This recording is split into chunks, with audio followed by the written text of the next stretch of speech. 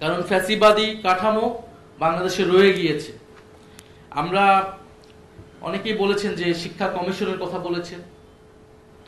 শিক্ষা কমিশন হয়নি, কিন্তু অন্য যে কমিশনগুলো হয়েছে, স্বাস্থ্য কমিশন, শ্রম কমিশন, সেগুলো নিয়ে কোনো আলোচনা নেই।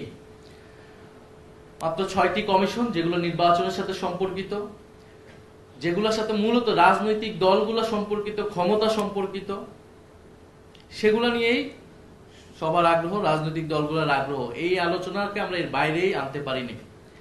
সেই আলোচনাতেও ঐক্যমতে আসলে পৌঁছানো যাচ্ছে না। ঐক্যমত প্রক্রিয়া শেষ হওয়ার পরও এখন একটা আমরা সমাধানের দিকে যেতে পারছি না। এই হচ্ছে বাংলাদেশের অবস্থা। এবং আমরা যেটা ঢাকা বিশ্ববিদ্যালয় থেকে বা বিশ্ববিদ্যালয়ের পড়াশোনা বলতে বাইরে থেকে যেটা বুঝতাম, যে স্বপ্ন নিয়ে, যে উদ্যম নিয়ে আমরা পড়াশোনা করেছিলাম অ্যাডমিনিস্ট্রেশন, সেটা সম্পূর্ণই হতাশ হয়েছি। প্রথম বর্ষ থেকেই মনে হয়েছে যে পড়াশোনা ছেড়ে দেই, বিশ্ববিদ্যালয় আসলে আমাদেরকে কিছু দিতে পারবে না, কিছু শিখাতে পারবে না। এই বিশ্ববিদ্যালয় কেবল শুধু দাস তৈরির একটা কারখানায় পরিণত হয়েছে, যেখানে আসলে প্রশ্ন করা যায় না, সবসময় অনুগত থাকতে হবে, একটা চিন্তাকে, একটা রাজনীতিকে মেনে নিতে হবে। ফলে আমরা বিশ্ববিদ্যালয়ে নানা ধরনের অ্যাক্টিভিজম করেছি, রাজনৈতিক কার্যক্রম করেছি। এবং আপনারা অনেকে জানেন, আমরা এই আন্দোলনের আগের কয়েকটা বছর পাঠচক্রের সাথেও জড়িত ছিলাম। কারণ আমাদের কাছে মনে হয়েছে এই বিশ্ববিদ্যালয় যা আমাদেরকে শিখাচ্ছে, এই চিন্তা যদি আমরা ধারণ করি, লালন করি, নিজেদের মধ্যে আত্মস্থ করি, তাহলে মানুষ হিসেবে, একজন স্বাধীন মানুষ হিসেবে, মর্যাদা সম্পন্ন মানুষ হিসেবে, নাগরিক হিসেবে আমরা দাঁড়াতে পারবো না। ফলে আমাদের একটা কৌশল ছিল যে বিশ্ববিদ্যালয়ের মধ্যেও বিশ্ববিদ্যালয় গড়ে তুলতে হবে। আমাদের একটা অদৃশ্য বিশ্ববিদ্যালয় আমাদেরকে গড়ে তুলতে হবে, যে বিশ্ববিদ্যালয়ের মধ্য দিয়ে আমাদের নিজস্ব স্কুলিং এবং আমরা যেই ধরনের রাষ্ট্র চাই, স্বাধীন নাগরিক, মাধ্যমিক মর্যাদা এবং দায়-দরদের সমাজ প্রতিষ্ঠা করতে চাই, সেটার জন্য আমাদের নিজস্ব আমাদের সহযোদ্ধা তৈরি করতে হবে। আমরা এই প্রক্রিয়াতেই ছিলাম এবং কখনো প্রকাশ্য, কখনো আধা গোপন, কখনো গোপন ভাবে আমাদের এই কার্যক্রমগুলো পরিচালনা করা লাগছে বিশ্ববিদ্যালয়ে।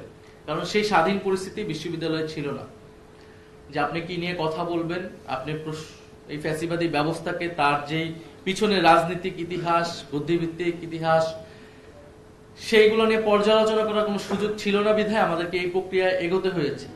আমাদের প্রত্যাশা থাকবে ভবিষ্যতে আমরা সবকিছু আলোচনা আমরা প্রকাশ্যে করতে পারবো। ফলে আমরা মনে করি, আমরা বারবারই বলে এসেছি 5 আগস্টের পর থেকে, যে আমাদের এই যে লড়াইটা, এই যাত্রাটা শেষ হয়ে যায়নি, বরং 5 আগস্টের মধ্য দিয়ে এটা আমরা একটা সম্ভাবনার জায়গায় পৌঁছেছি, যে ফ্যাসিবাদী কাঠামোকে বিলোপ করে একটা গণতান্ত্রিক বাংলাদেশ প্রতিষ্ঠা করা। কারণ ফ্যাসিবাদী কাঠামো বাংলাদেশে রয়ে গিয়েছে। আমরা অনেকেই বলেছেন যে শিক্ষা কমিশনের কথা বলেছেন। শিক্ষা কমিশন হয়নি, কিন্তু অন্য যে কমিশনগুলো হয়েছে, স্বাস্থ্য কমিশন, শ্রম কমিশন, সেগুলো নিয়ে কোনো আলোচনা নেই। মাত্র 6টি কমিশন, যেগুলো নির্বাচনের সাথে সম্পর্কিত, যেগুলোর সাথে মূলত রাজনৈতিক দলগুলো সম্পর্কিত, ক্ষমতা সম্পর্কিত, সেগুলো নিয়েই সবার আগ্রহ, রাজনৈতিক দলগুলোর আগ্রহ। এই আলোচনাকে আমরা এর বাইরেই আনতে পারিনি। সেই আলোচনাতেও ঐক্যমতে আসলে পৌঁছানো যাচ্ছে না। ঐক্যমত প্রক্রিয়া শেষ হওয়ার পরও এখন একটা আমরা সমাধানের দিকে যেতে পারছি না। এই হচ্ছে বাংলাদেশের অবস্থা। ফলে এই লড়াইটা আমাদেরকে থামানো যাবে না, কারো উপর ভরসাও করা যাবে না, নিজেদেরকেই লড়াইটা লড়তে হবে। আমরা যেমন রাজনৈতিক ফ্যাসিবাদ দূর করতে পেরেছি বা পরাজিত করতে পেরেছি 5 আগস্টের মধ্য দিয়ে, এখন আমরা রাষ্ট্র সংস্কারের প্রক্রিয়ায় ঢুকেছি। কিন্তু ব্যক্তি এবং সমাজের পরিবর্তন ছাড়া আপনি রাষ্ট্রের ফ্যাসিবাদ দূর করতে পারবেন না, বা দূর করলেও সেটা টিকিয়ে রাখতে পারবেন না।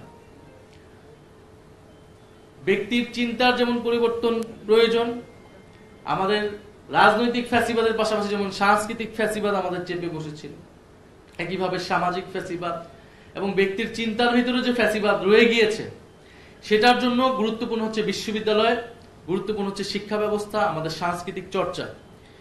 এবং এই লড়াইটা, এই কার্যক্রমটা হচ্ছে দীর্ঘমেয়াদী। আমরা ভাঙার কাজটা করেছি, আমরা গড়ার কাজটা কিন্তু করতে পারিনি। এখন আমাদের এই গড়ার কাজ, এই গড়ার কাজে অগ্রণী ভূমিকা পালন করতে হবে শিক্ষকদেরকে, সমাজকর্মীদেরকে, সাংস্কৃতিক ব্যক্তিত্বদেরকে, যারা চিন্তা ভাবনা করেন, বুদ্ধিভিত্তিক কাজের সাথে যুক্ত আছেন, তাদেরকেই এই দায়িত্বটা নিতে হবে।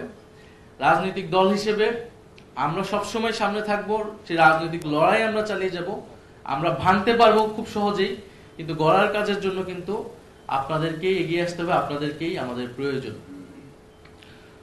ফলে ব্যক্তির মানবিক মর্যাদা পুনরুদ্ধার এবং আমাদের সমাজ সংস্কৃতিতে সকল ধরনের যে কোনো চেতনার নামেই, যে কোনো আদর্শের নামে যে নানা ধরনের ফ্যাসিবাদ রয়েছে, ফ্যাসিবাদী প্রবণতা রয়েছে, বিশ্ববিদ্যালয়ের ভিতরেও একটা ফ্যাসিবাদী কাঠামো রয়েছে, সেই সকল কিছুকে সংস্কার করে, পুনর্গঠন করে একটা গণতান্ত্রিক ব্যবস্থা আমাদেরকে প্রতিষ্ঠা করতে হবে এবং বিশ্ববিদ্যালয়ের সম্পূর্ণ মেরিট বেসড একটা এডুকেশন সিস্টেম, নলেজ সিস্টেম আমাদেরকে গড়ে তুলতে হবে। এটাই কিন্তু আমাদের দাবি ছিল। আমরা মেধাভিত্তিক বাংলাদেশ করতে চেয়েছিলাম, যাতে একজন ছাত্র, একজন শিক্ষক তার মেধার মূল্যায়নটা পায়,